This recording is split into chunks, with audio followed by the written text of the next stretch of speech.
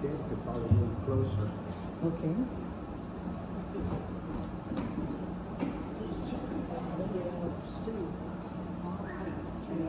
Yeah, there you go. Here. So we have everybody, I'm kind of sort of going to bend down. So good afternoon, everybody. I would like to welcome you to, I'm going to come sit over here next to you. And see if you can still see me a little bit, that's good.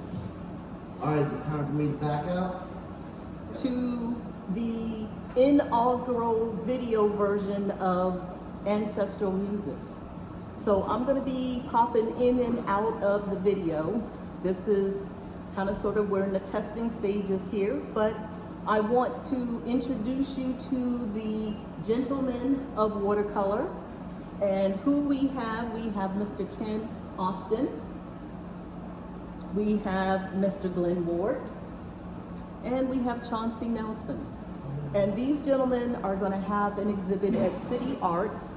The opening reception is May the 18th from 6 to 9 p.m. And then on the 20th, there's going to be a gallery talk with these same gentlemen from 1 to 2 p.m.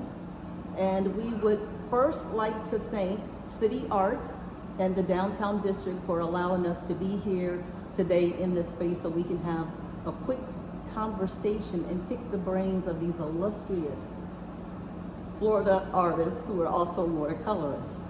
So, who would like to start? Or who would like to share a little bit about themselves? Ken? And it looks like Mr. Ken, looks like it's going to be you. So ever so quickly, I think I should mention, are you not like the founder of the Central Florida Watercolor Society? Yes, I am. Can you briefly share with us how that came into being? Well, I came here from Houston, Texas, and there they have a wonderful watercolor society that they've had for about 20 years. And when I moved to Houston,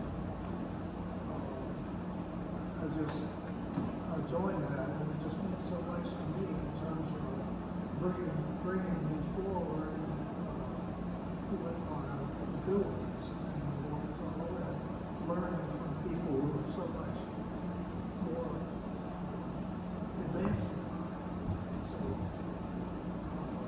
I was happy to have it there, and ended up being the president of the society for about 5 years. So Wow. that was nice.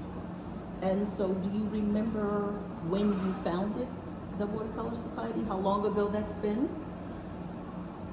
Long time. Long time. We'll go with long time. 20 years or more. Okay. And so generally, do you have a subject matter of things that you, when you do watercolors, that you paint? Not really. I tend to move into some area that I'm interested in artistically and go through that until I'm either sick of it or it's sick of me. And so then I go to something else that I'm interested in. I've got a lot of things that I like and a lot of artists whose work I like. And so I study that. And I don't try to copy their art, but I do see things in there that I never have used. And so I transport that in my work. And it seems to keep it pretty fresh. I should have checked to see if I had a Wi-Fi connection because I did pull up, and I'm just going to share with you. These are some images, and I don't know if the Wi-Fi is going to permit this. Are those some? Do you recognize any of those? Yes, I do. Okay, Mine. they're all yours. Surprise. Yeah, so, of all the watercolors that you've done, and I know that is a lot, do you have any favorites, or was there a time when you did like a series where you centered on perhaps one something or another that you would like to share a little something about? Or how about if you share with us, what can we expect in the exhibit? Well, you can expect that from what never did. And that's what I thought you were gonna say. And I'm happy with all of it too. You know, if I don't like it, it doesn't ever get in the studio. It doesn't ever get out of my studio. It gets in the garbage. I agree, and I think the beauty for those who will come and see the exhibit is that you obviously have a body of work that you have worked on your lifetime. And I know a lot of artists, and I think that as we go through life, we evolve and our style changes. Would you say that's been true for you too? Yes, I think so. It's a little different for me because my mother was an artist, and because of that, and that association, frankly, I've been painting in watercolor since I was about 4 years old. Wow. With a woman whose background was in art. She had a master's of fine art from University. In Providence, Rhode Island. And so, I learned So a you lot. were surrounded by art when you were growing up? Yeah, but you know, until I was in college, I really didn't pay much attention to what I was doing. And then I had to learn. I was in architecture, and back in those days, we didn't have computers. That's how- So were you actually an architect? Yes. You know, that is amazing because I have 2 other friends of mine who are architects. And one doesn't necessarily think that someone who is an architect necessarily would be an artist, but I beg to differ because when you think of architecture, you think of someone who's more concerned with form, with mathematical figures, geometry, and art is kind of sort of like, Well, I think they're right. You know, so we had to learn how to paint the buildings that we designed in school. And the main media that we used were watercolor and gouache and pencil and ink and paper, all of them. how cool. We didn't, like I said, we didn't have computers back then. No, and even now, architecture itself, I mean, it's a lot of it is computer driven, which, I mean, everything is now computerized and it wasn't that way before. So I think for those of us who are what I like to call dinosaurs, and we've been around for a minute or two, you know, knowing how to do things more hands-on gives us an advantage, I think, than someone who just strictly relies on something that's computer generated or computer assisted, because I think when you actually use all of your senses, which you tend to do, that it makes you maybe a little bit better at your craft. Well, you know, there's a lot of difference between punching a button and saying, make this wall green, and taking a brush and making it green that reflects the color of the trees or is bright on one side and darker on that other side, you know, as you go across. All those things are details, but if you look at things, that's what happens. They're not just a big white piece of green or a white piece of gray. There's a variety in there. Absolutely. And when you're an architect, you learn that if there's not a variety in there, you paint one in there anyway. Yes, you have that, you know, that free license as an artist. So I'm not going to leave you gentlemen out. So, Mr. Glen, Yes, ma'am. I think also if I could have this again, and let's see if my trusty pad will allow me. And like I said, I should have asked them what the Wi-Fi password was. But see, it keeps saying no internet. Isn't that ugly? But I know. When let's just see if it'll let me. Because I had prior to coming here, I had put your name in and I had come up with some interesting surprises for you too. So, what would you like to share with us? Okay, so let me look at my notes very quickly here. So I know, if memory serves me correctly,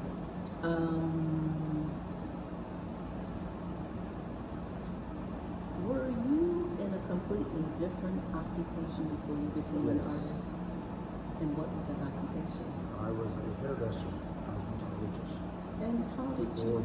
55 years. Oh my goodness. So what I made did- you? I did everything you could do in the profession, including I was spent 4 years under the Governor Nelson, Governor,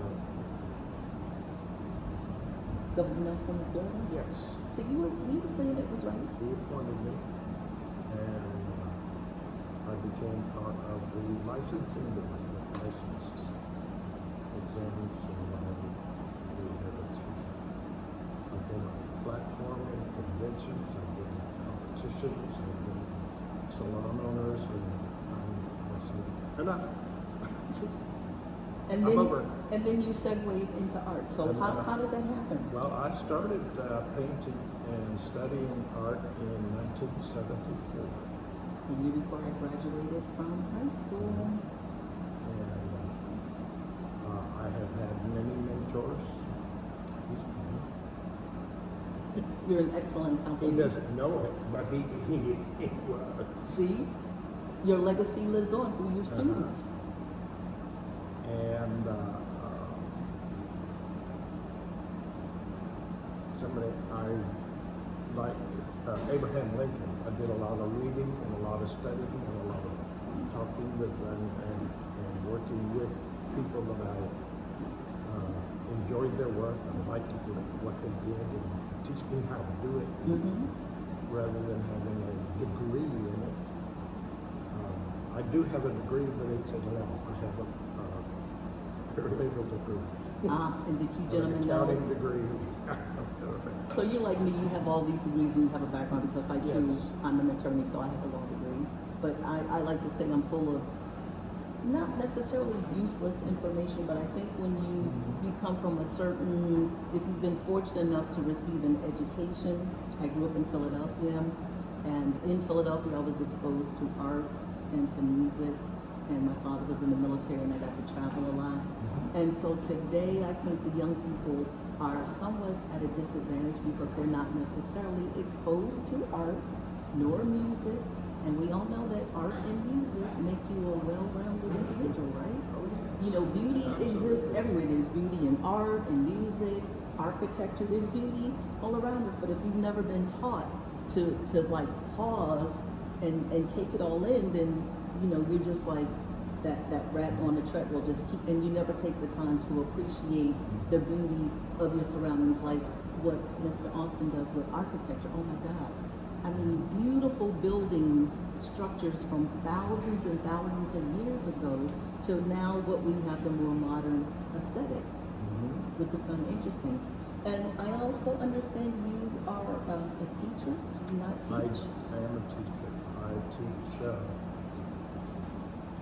well, at Creole, I teach, one of the classes there that I teach is the introduction to art and painting. And basically what that is to introduce, because I work in all the mediums, then gets them the opportunity to try oil, try an evening to try and paint with acrylics and watercolor, pastel, colored pencil, and drawing even. And then I teach a drawing one class which spans 6 weeks of intensive study or teaching or whatever you want to call it. How cool is that? And in fact, summer session, I have 2 classes to teach in beginning work. This is a brush. Basics, Art 101. But I've written Yes. a book on watercolor, beginning watercolor, and it's called "Come On In, the Water's Fine." You know, How cool is that? How cool is that? And I published some of it, and of course I just made it available for the students. And I've written one on pastels, one for oil pastels, the Secrets to Public, Perfect Portraits, drawing one, plus 7 cookbooks.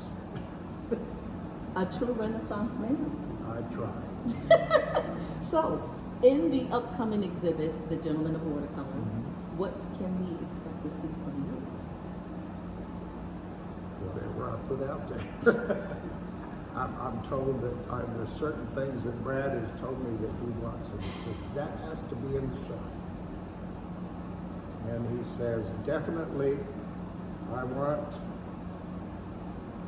I'll show. So you might have more luck, maybe you can get the Wi-Fi connection that I could not on this No, tablet. I'm working on my data here. Oh, okay. Uh, So do He you says, I generally, definitely want the turkeys. and I saw the turkeys when I had my Wi-Fi connection. So what Right. is the significance of the turkeys? The turkey, well, this is the Florida wild turkey. Mm-hmm. There are many different subspecies of the wild turkey. And he resides around in Florida. This was from a photograph a friend of mine in Louisiana shot. And they are a very unusual pose of 3 male, or what we call tom turkeys, Okay. close together, because they're usually loners. You don't find them coming together. Mm-hmm. And there was 3 of them, and he shot the photo and it says, paint this. So I did, How cool. and they looked to me like soldiers. all They in do a lined row, up like all lined centuries. up at attention, and I titled it 10. And see, from a military background, I can relate to that. I am a Vietnam veteran. Thank you for your service. You know, I would not have received, my brothers and I, we would not have received the education that we received had it not been for the fact that my father was in the military. And we benefited from that. And I'm very blessed that I've received the education I received, that I've been able to travel the places I've traveled. In fact, just a few weeks ago, I just returned from Togo, West Africa. So I've been very, very, very blessed. So other than the wild turkeys, what else did Brad say you had to have in the show?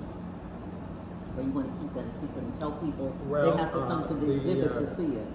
The other one that has on the On a the piece of it on the flyer Yes. is called the Tahopa Kaliga Lotus. This one. This one. Yes. And so I don't know if you all can see it, but I will post it so you can That see will these go are some out of the watercolors. So these are the gentlemen of watercolor. As you see, they're all quite handsome, are they not? We have Chauncey Nelson, Ken Austin, and Glen. Okay, so this is another one that you're going to have in the show. Right. So if I can ask, are these works from each one of you gentlemen? Like, is this a work of yours, Mr. Austin? No. Oh, that's yours, Mr. Nelson. And how about you? That's mine. Wow. Okay, so this one is yours. Yeah. And what do you call it?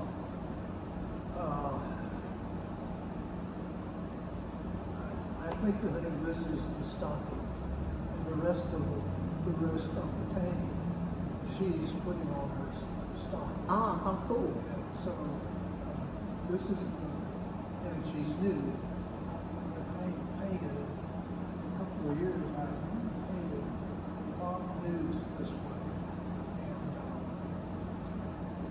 so they didn't see it at the show. And do you generally think that nudes are well received, or do you think that people, because most Americans have hang-ups about nudity, even if it's art, because we know art, nudity and art kind of go hand in hand, in my opinion. Well, I don't know about most Americans, but I know that people who love art and know something about it are not, they're not offended by it. Thank They're you. not, Exactly. they're not concerned about it. It's just a matter of seeing the human form and its original.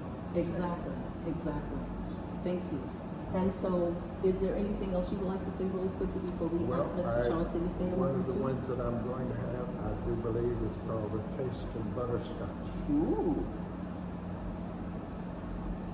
Oh, is Butterscotch the kitten? Butterscotch is the name of the cat. That is so, and is that your grandson? That's great. Is that a grandson perhaps? A No, grandchild? that was the nephew of a friend of mine. That is so cool. Okay, thank you. And so, Mr. Chauncey, Yeah, how are you? I'm fine. And so, not to leave you out of the conversation, I was just trying to spend a little time with everybody. And so, then that means that this work is Yeah. yours. And do you recall what you call this? I think I've done two similar shapes and colors and I can't remember the name. And that's okay. And so generally, I think what we would call your work is more abstract, is it not? Is that how you would categorize it, or should I not categorize it at all? I am for variation. I like to do everything instead of just one thing. Okay. I've been criticized all my life for selling my work too cheap and not having a style. I don't want a style because that would limit me. Exactly. I grew up on a farm in Nebraska and went to a country school where the year I was a first grader, there were only 20 kids in the whole school. Oh my goodness. When I graduated, there were only 3 of us, and I had one classmate for those 8 years, and he was smarter than I was, so I majored in art. That's a good one. But we know really and truly to be an artist, it takes a lot. I mean, you draw on a lot of different skill sets. I mean, Well, and growing up on a farm gives you a good start because it has everything to do with nature. And I enjoy nature, I enjoy growing things. And so if I had a key word of my art, I would call it variation. okay. Because I don't want to get stuck with one thing over and over and over. And I think that's true. I know a lot of artists, and I think as we go through life, because I too am an artist, I do art quilts, as you grow and you become exposed to different things, and even among your peers, because you know you have synergy and energy among each other. And then if you get together as a group, you kind of feed off of each other's energies. Yeah. And so you can learn a lot from each other, and because most of the people that I know come from different cultures. For instance, I learned batik from a friend, Shalini Tandon, who's an artist, and she's from India. And so over the years that I've known her, her style has changed. There was a time when she would just strictly do batik, which is just like wax on silk. And now she's spread out and she's doing acrylic. And I mean, night and day. That's amazing because I made my livelihood selling my art through the street shows, Ah, and my media was batik. was it? It was. Are you going to have any batiks in the show? No. All right, I might have to get with Brad, and we're going to have to get together so I can see some of your batiks. It's a watercolor show. Okay, so a watercolor batik. Well, I didn't No. use watercolor, I used batik dye That's what I thought, yes. on silk. Exactly, which is what I do when I do batik. Yeah. Wow. And so now you don't necessarily do the batik, you do more of the watercolor? I started out painting in oil, very realistic, because I had an uncle who was also a farmer, and he painted during the winter months when work on the farm was slow, and during the Depression when it was hard to sell paintings, and he and his wife would give paintings to all family members as gifts and different occasions. So every time you went to visit somebody, the first thing you saw was Uncle Al hanging over the couch, you know. And so his interest created my start. And then I had teachers that were good all the way through grade school. Didn't have art in high school. Got a BS in agriculture, and I have more hours in art than I have in my major.